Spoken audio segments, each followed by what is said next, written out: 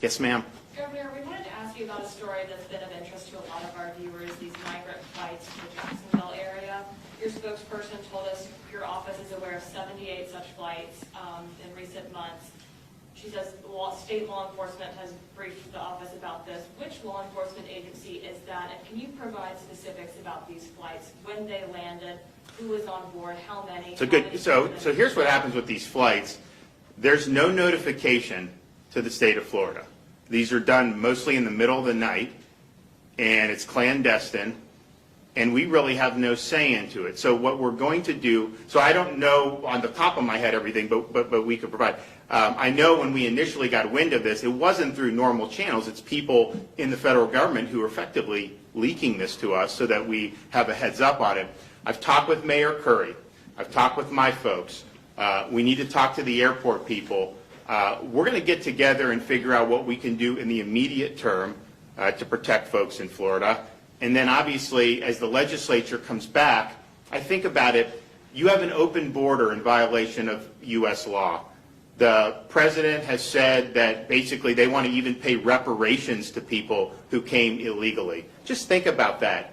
You as an American, you get higher gas prices. You get higher grocery bills. You get told basically to just grin and bear it. Someone breaks the law, comes illegally, and they're going to cut them a check for hundreds of thousands of dollars.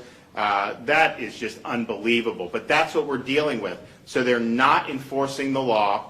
I had people there to help Texas, Governor Abbott. We had some of our state law enforcement there in June and July, and they did a great job. But what would happen is people would come illegally, our folks would apprehend, you turn them over to the feds, and then the feds put them on a bus and send them around, or put them on flights and send them all over the country. How is that something that's effective? So we have to look at that and say, we are suing the Biden administration over that. We have a pending lawsuit. I think we can be successful on it, but that's not going to happen overnight. Then we have to look at, okay, if these contractors are being contracted by the federal government and they're imposing problems on us. We had somebody that was murdered by somebody that was brought in by Biden. We should be able to have consequences for those contractors. And your ability to do business in Florida, I think, should absolutely be curtailed based on whether or not you're bringing problems or not bringing problems. And the fact of the matter is, this border should be secured. We know what to do because it was working prior to Biden taking office. So they should do that. But we are going to work with the folks here in Jacksonville. And the problem is, the federal government has basically the runway when it comes to air traffic in this country. So I don't control the airspace. City of Jacksonville doesn't control the airspace. The feds control the airspace. So they can shut us out. Now this lawsuit, maybe we'll get some relief from the lawsuit. But short of that, we need to get together and figure out ways to be able to do it. We knew, one of the things that was concerning to me, and look, you can't prove any of this stuff, but they were bringing flights in May and June, we found out here. And why was that? And then Jacksonville, you saw what they had to deal with some of the COVID stuff. So there's all these things. It's just like, why? Why not just kind of let folks alone? So there's absolutely going to continue we're going to have action across a wide variety of fronts. If I may follow up again, which law enforcement agencies are providing this information, and do you have any details about the number of flights, when, the number of people? So in terms of like each individual flight, I mean, I can tell you, I know that they started in May, and I know that they've continued. Whether they have the ledger of everything, I mean, you'd have to talk to my office about that. But our state law enforcement agencies are engaged in this. And again, this is not something that we're given ahead of time. This is something that we find out after the fact. And I talked with the folks at the Jacksonville Aviation Authority. Feds come in, they do it, they got a bus. My view would be, why don't we, if they're going to come here, we'll provide buses and provide them. I will send them to Delaware and do that. I mean, if he's not going to support the border being secured, then he should be able to have everyone there. So we will do whatever we can in that regard, and we are absolutely going to do everything we can. Can you name some of those private contractors you're talking about, Governor? Well, I could, but I'm not going to do it right now. I mean, I think that we want to maybe have discussions with some of them, because you have charter air, and then you also have buses, and I think we want to have some discussions. I'd like to get to a place where where we're in a better spot than we are now. I mean, just think about it. If they're not going to do anything to change this, maybe we'll win in court, maybe we'll have something that pushes back. But even then, you saw what happened with the OSHA decision. It was stayed by the Fifth Circuit Court of Appeals, meaning not in effect. And what did the Biden administration say to businesses? Ignore the court and follow our rule anyways.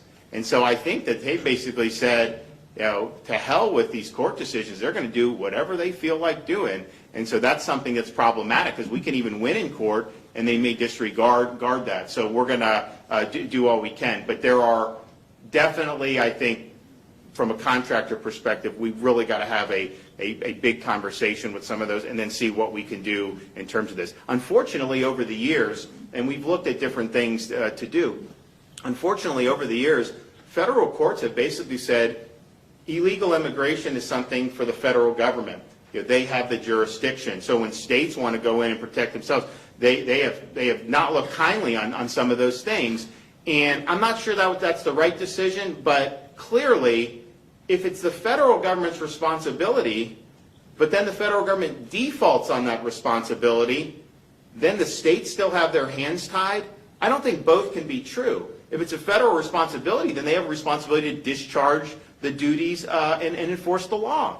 If they're not doing that, then clearly, I think a state should be able to come in and provide protections. And so that's what we're going to be looking to do. Governor, two-part question real quick. When it comes to these undocumented immigrants, you're saying that they're coming in at 2 and 3 in the morning, late at night. Are we talking about by the dozen, by the hundreds, and are these asylum seekers? Where are they, sir?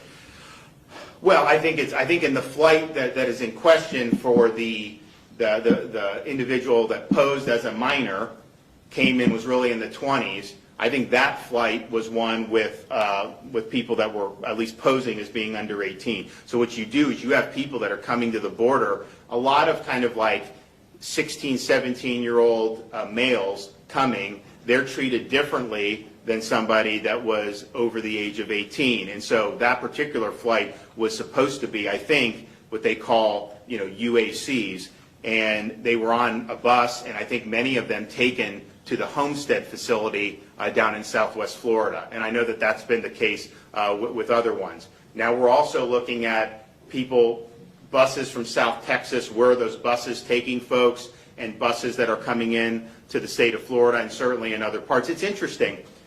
If you're trying to deter kind of illegal migration in the interior of the country, if you come illegally and they don't catch you, it's actually in some respects worse than if they catch you, because when they catch you, they'll give you money or potentially put you on a conveyance to get you somewhere, whereas if they don't catch you, you're kind of on your own and you don't necessarily get any money from the government and everything.